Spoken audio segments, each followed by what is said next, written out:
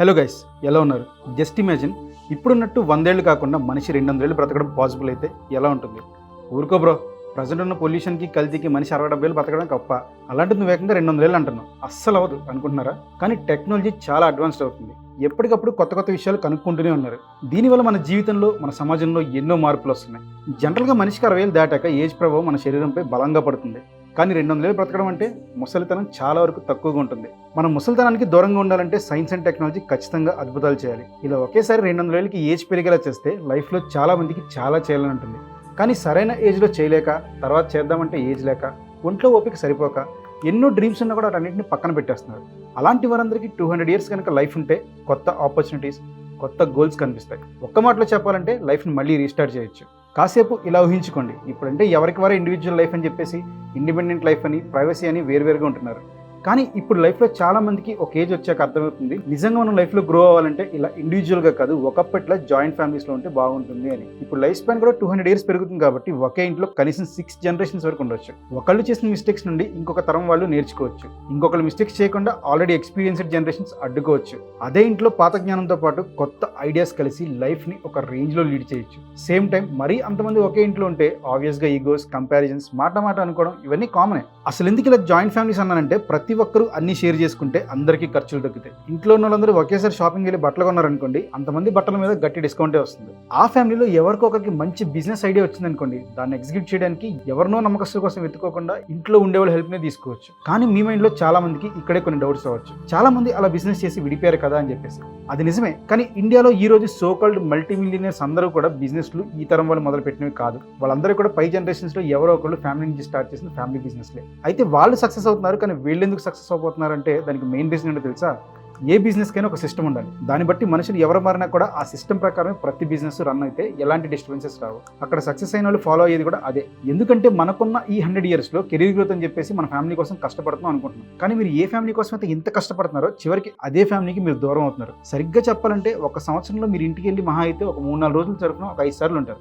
అంటే క్యాలిక్యులేట్ చేసుకోండి, హార్డ్లీ 365 డేస్లో మీరు ఇంట్లో 15 రోజులు కూడా ఉండట్లేదు. అంటే మీరు ఏ ఫ్యామిలీ కోసం అయితే కష్టపడుతున్నారో వాళ్ళతో కనీసం 15 రోజులు కూడా ఒక సంవత్సరం మీరు స్పెండ్ చేయలేని పరిస్థితిలో ఉన్నారు. యాక్చువల్లీ ఫ్యూచర్లో ఫ్యామిలీ బాండింగ్ అనేది కూడా ఒక పెద్ద చాప్టర్ అవుతుంది. సరే, ఇప్పుడు వరకు కెరీర్ గ్రోత్ అని చెప్పే కదా బ్రో, అదంతా ఓకే, కానీ జాబ్ చేసేవాడి పరిస్థితి ఏంటి అని చెప్పి అడగచ్చు. ఒకే ఫీల్డ్లో ఎంతకాలం పనిచేస్తాం అని కూడా మీకు డౌట్ రావచ్చు. యాక్చువల్లీ ఇది కూడా ఒక ఇంట్రెస్టింగ్ పాయింట్. ఇమాజిన్ మనం ఒకే జాబ్లో 20 నుండి 30 ఏళ్ళు పనిచేస్తేనే బోర్ ఫీల్ అవుతూ ఉంటాం కదా. మరి 200 ఏళ్ళు జీవితం అంటే ఇంకా అంతే సంగతులు. కానీ మనకున్న స్కిల్స్ని ఎప్పటికప్పుడు అప్గ్రేడ్ చేసుకుంటూ డిఫరెంట్ వర్క్ ఫీల్డ్స్లోకి వెళ్ళడం తప్ప వేరే ఆప్షన్ మనకు లేదు. ఇంత లాంగ్ లైఫ్ అంటే మన కెరీర్ అండ్ జర్నీ కూడా వేరే స్టైల్లో ఉండాలి. ఈ 100 ఏళ్ల జీవితంలోనే 100 రకాల కోర్సులు 10 సార్లు పైన అప్గ్రేడ్ అయ్యాయి. అది కూడా లాస్ట్ 10 to 15 ఇయర్స్లోనే. అందులోని ఇప్పుడు ఏఐ కూడా వచ్చేసింది. నెలకు ఒకసారి అప్డేట్ అవ్వాల్సిన పరిస్థితి వచ్చేసింది. ఎకనామిక్స్లో చెప్పినట్టు poor become poorer, rich become richer లా కూడా అవుతూ ఉంటుంది. అలా అని చెప్పేసి మనం జాబ్ దగ్గర ఆగిపోవాల్సిన అవసరం లేదు. మన దగ్గర ఏదైనా మంచి ఐడియా ఉంటే స్టార్ట్అప్స్ లాంటి పెట్టి జస్ట్ ఒక డికేడ్లోనే 100 కోట్లు సంపాదించిన వాళ్ళు కూడా ఇప్పుడే ఉన్నారు. వాళ్ళని కూడా మనం ఎగ్జాంపుల్గా తీసుకోవచ్చు. 1000 కోట్లు దాటిన యూనికార్న్స్ కూడా మన కళ్ళ ముందే చాలా పుట్టి పెరిగేశాయి. అది కూడా లాస్ట్ 3-4 ఇయర్స్లోనే. కాకపోతే ఇక్కడ మెయిన్గా ఆలోచించాల్సింది హెల్త్ గురించి. ఇన్నేళ్ల పాటు మన ఆరోగ్యం ఎలా కాపాడుకుంటాం, ఇదే అన్నింటికన్నా కూడా పెద్ద క్వశ్చన్. హెల్త్ రిలేటెడ్ టెక్నాలజీ చాలా అడ్వాన్స్డ్ అవుతుంది, కానీ అవన్నీ కూడా వచ్చిన జబ్బుల్ని తగ్గించడానికే తప్ప కొత్తగా రాకుండా ఆపేలాగా ఏవీ లేవు. అసలు ఈ టెక్నాలజీ మన ఏజింగ్ కనుక ఆపితే ఎలా ఉంటుంది అని చెప్పేసి చాలా మంది రీసెర్చర్స్ బాగా రీసెర్చ్ చేస్తున్నారు. ఇప్పుడు మనకి 100 ఏళ్ళ లైఫ్లోనే 10 ఏళ్ళు చిన్నతనం అయితే 20 ఏళ్ళు ఎంగేజ్ ఉంటుంది, ఇంకో 30 ఇయర్స్ మిడిల్ ఏజ్ ఉంటుంది, ఇంకో 40 ఏళ్ళు ఓల్డ్ ఏజ్ ఉంటుంది. అదే లెక్క 200 ఏళ్ళకి కనుక చూస్తే మనిషికి ఆన్ యావరేజ్ చిన్నతనం 10 ఏళ్ళు మాత్రమే ఉంటుంది. కాకపోతే ఎంగేజ్ దగ్గర 50 సంవత్సరాలు ఉంటుంది, మిడిల్ ఏజ్ ఇంకో 50 ఏళ్ళు ఉంటుంది. మిగతాదంతా కూడా ముసలితనం అనుకుంటే ఈ 200 ఇయర్స్లో బ్యూటీ ఏంటంటే మనం ఏం చేయాలనుకున్న చేసే యంగేజ్ అదే మన గోల్డెన్ ఏజ్. ఆ టైం చాలా ఎక్కువ ఉంటుంది. ఆ టైంలో అంటే 50 ఇయర్స్లో చాలా పనులు చేయొచ్చు, చాలా సాధించవచ్చు. ఆ తర్వాత మిడిల్ ఏజ్లో కూడా ఎన్నో కొన్ని పనులు చేయొచ్చు. కాకపోతే ఎక్కువ టైం ముసలితనం ఉంటుంది, అది ప్రాబ్లం అనమాట. సైన్స్ కూడా దీనికి చాలా సొల్యూషన్స్ తీసుకురావడానికి ట్రై చేస్తుంది. లైక్ ఆర్టిఫిషియల్ ఆర్గాన్స్ని తయారు చేయడం, న్యూరల్ ఇంప్లాంట్ డివైజెస్, ఇలా చాలా వరకు టెక్నాలజీ పరంగా ముందుకు వెళ్తూనే ఉన్నాం. మన బాడీలో లోపాలు వచ్చినా కూడా ఒక ఆర్గాన్ ఫెయిల్ అవుతున్నప్పటికీ కూడా రీప్లేస్ చేసుకుంటూ ఉన్నాం. జెనెటిక్ ఇంజనీరింగ్ చేయడం, ఇల్నెస్ని హెల్తీగా మార్చుకోవడం అన్నీ కూడా చాలా చకచకా జరిగిపోతూ ఉన్నాయి. ఇంకొక పక్క స్పేస్ మిషన్స్ చూసుకుంటే ఖచ్చితంగా వెరీ సూన్ మనం 200 ఏళ్లలోనే మార్స్ మీదకి వెళ్ళొచ్చు. ఇంకా చాలా ఎక్స్ప్లోరేషన్స్ కూడా చేయొచ్చు. భూమి లాంటి మరో గ్రహానికి మనం వెళ్ళడానికి స్పీడెస్ట్ ఇంటర్ప్లానెటరీ వెహికల్స్ని కూడా కనుక్కోవచ్చు. యూఎఫ్ఓస్ని రీక్రియేట్ చేయొచ్చు.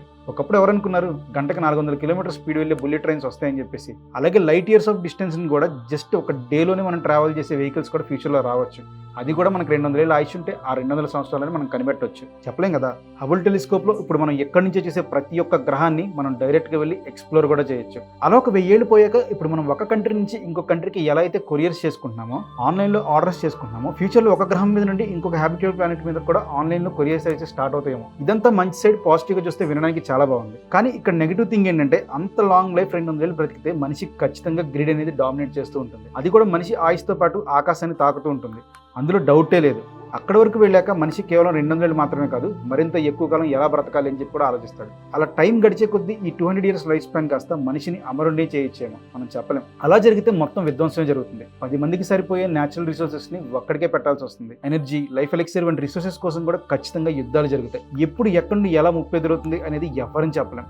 మనం మన సొంత సేఫ్టీ కోసం చాలా టైంని స్పెండ్ చేయాల్సి వస్తుంది. ఆ 200 ఏళ్ళలో మనం బ్రతకడానికి ఎక్కువ టైం స్పెండ్ చేయాల్సి వచ్చినా ఆశ్చర్యపడాల్సిన అవసరం లేదు. ఇన్నేళ్ల పాటు మనిషి బ్రతికితే ఖచ్చితంగా అన్ని న్యాచురల్ రిసోర్సెస్ కూడా వాడేస్తాడు కాబట్టి పర్యావరణంపై చాలా ఇంపాక్ట్ ఉంటుంది. అప్పుడు 200 ఏళ్ళు బ్రతికినా కూడా మనం వేస్ట్. మనిషి 200 ఏళ్ళు బ్రతికాడా 2 ఏళ్ళు బ్రతికాడా అని పక్కన పెడితే ఎంతకాలం బ్రతికినా కూడా సోషల్ రెస్పాన్సిబిలిటీస్ చాలా ఇంపార్టెంట్. మన సొసైటీ హెల్తీగా ఉండాలంటే ప్రతి ఒక్కరూ ఎర్త్ని రిపేర్ చేయాలి, ప్రొటెక్ట్ చేయాలి, రిసోర్సెస్ అందరికీ సరిపోయేలా పెంచుకోవాలి, అలాగే ఉన్న వాటన్నిటిని కూడా సరిపడా పంచుకోవాలి. ఇదంతా ఒక ఎత్తు అయితే ఇన్నాళ్ళు బ్రతికిన తర్వాత మనిషికున్న కోరికలు కొత్త రీతులు పెరుగుతాయి. గొడవలు, పగలు, ప్రతీకారాలు అన్నీ పెరిగి అంతే స్థాయిలో విధ్వంసాలు కూడా ఉంటాయి. లైఫ్లో రైవలరీ, వెంజెన్స్ అంతా చాలా డేంజరస్గా మారే అవకాశం కూడా ఉంది. ఇదంతా చాలా నార్మల్ అండ్ సింపుల్ మ్యాటర్ కూడా అయిపోతుంది పోను. ఇంతకాలం బ్రతికే ఎక్స్పీరియన్స్తో పవర్ఫుల్ శత్రువులను సంపాదించుకుంటూ ఉంటాం. ఈ ప్రాసెస్లో హ్యూమన్ రిలేషన్స్ అన్ని కొత్త రీతిలో అవతారం ఎత్తుతూ ఉంటాయి. అసలు 200 ఏళ్ళు బ్రతికితే బాగుంటుంది అని చాలా మంది కనిపించవచ్చు, కానీ అందులో ఉండే నెగిటివ్ ఇంపాక్ట్స్ కూడా ఒకటే టైంలో ఎక్స్పీరియన్స్ చేయడం చాలా కష్టం. సో ఫ్రెండ్స్, మరి 200 ఇయర్స్ బ్రతికితే బాగుంటుంది అని చెప్పి మీరు అనుకుంటున్నారా లేదా అనేది కామెంట్ చేయండి. అంతవరకు లవ్ యూ ఆల్.